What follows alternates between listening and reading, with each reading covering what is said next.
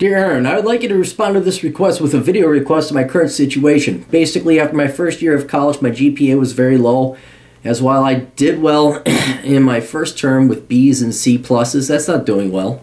That's shit, especially in today's colleges, in your intro classes, which are all fucking should be cakewalk, that's not well. In my second term, I completely bombed the classes. My degree is in STEM and business. Get rid of business. Why are you doing 2 degrees? Business is not a degree. Do not learn some accounting, but don't piss away your time on management. Don't piss away your time on HR and marketing. That's all common sense. I will never hire anyone with a business degree. Never. They must have done something else than that, because that is just get rid of it. Stop your double major. There's one reason you're not doing so well with your grades. Focus on STEM. And I found the work harder to complete in my second term. Well, it's going to get harder as you advance, yes. This was due to a combination of finance and work and family problems, as well as due to health reasons and feeling the academic burnout after high school, to which I now realize I should have taken a gap year instead of forcing myself to go to school when my best otherwise would not have been good enough. Yeah, if you got all that other shit going on at home, you're going to have to drop down to part-time or something. The good news in all of this is that between living at home and scholarships, I did pay to fail courses just to put it onto a tab.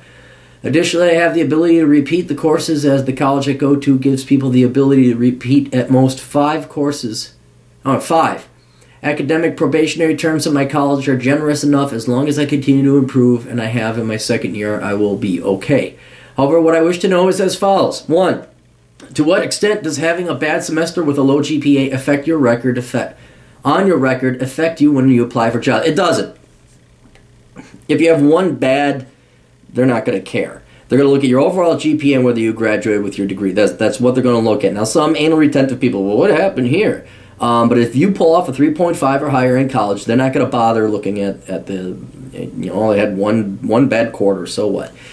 If you have a low GPA in your first year, do employers hold it against you? To what extent do employers understand excruciating circumstances?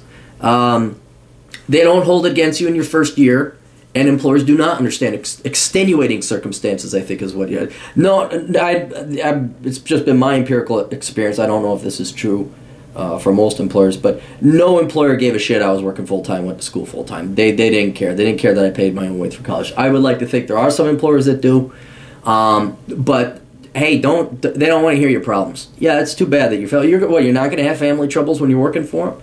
What happens if you get sick? You're not going to get sick when you're working for them? You got to, I know it may have been trouble. I know it was trouble. I know it was tough, blah, blah. Okay, all right, now, put that away. Get your ass back to the books. You got to get out of that shit, man. You got to get out of that shit. So, yeah, it's going to be harder, but tough cookies. You just got to work harder. And, yeah, so they'll understand, like, if you had cancer or something, or, whatever. But now you're trying to explain it. Now you're giving them psychological, personal family story drama that they just don't want to hear about. So, make this all go away by getting good grades henceforth, okay? Make it all go away. 3. Does continual improvement after a bad blip in your academics say a lot about you, or or are your first initial attempts held against you? No. You asked the 3 questions same different way. It's one question 3 different ways. One bad blip is not going to have an effect as long as the remaining blips were great. So make it a one-time thing and have the remaining 90% of your school credits be A's and high B's. What would be a good interview explanation to bad grades in the... No!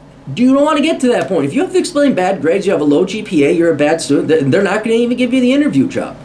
And if they ask you about your low GPA or your bad grades, say, well, there was, I had to work full-time, had a very busy work schedule, I put food on the table, and my mother needed me to kind of take, she had some medical problems. That's it. Don't make it any more like, oh, there was psychological trauma. They don't want to hear whiny fucking millennial cunt shit. Okay, that's another thing. It was really hard and I had some like these fucking fags over at Harvard who can't, the law school, was it Columbia, who couldn't take their exams because they were traumatized by the fucking judgment or ruling at the Ferguson and Eric Garner cases. All right, yeah, that shit, that's big red flags. That's like, yeah, we don't want to hear you whining. I know these are problems, and they could be legitimate problems, but if you start whining and trying to explain like all these other millennial cunts out there, you're just another whining crybaby who, in their mind, that hasn't been kicked hard enough in the ass by the real world. Generally, to what extent do master's programs hold your low grades against you? I don't know. I've never applied to a master's program. It depends what you go into. Most colleges today in the liberal arts and the worthless fields will take you because they want your money. They don't really, as long as you have an okay GPA, they'll take you. But if you're like looking to go into engineering or something that's a little bit more legitimate, I think there's some more understanding of the engineers, though, that you are in a harder discipline, you are in a harder subject. So, like, if you have a 3.0 GPA from a school of IT, that is the equivalent to a 4.0 at, like, some liberal arts degree. Maybe a 5 or 6.0. I don't know what the exchange rate is between real degrees and liberal arts degrees, but, like, if you got a 1.0 in engineering, that's like a 2.5 in English. It really is. So, but it's not that bad, but some of them do know, like, yeah, engineering's hard, so this kid, you know, if you got straight A's, good for you, but, you know, we're pretty happy if you got a 3.2, 3.3. Anyway, hope that helps. Just make sure you don't get any more bad grades. That's really the solution to your problems. Toodles.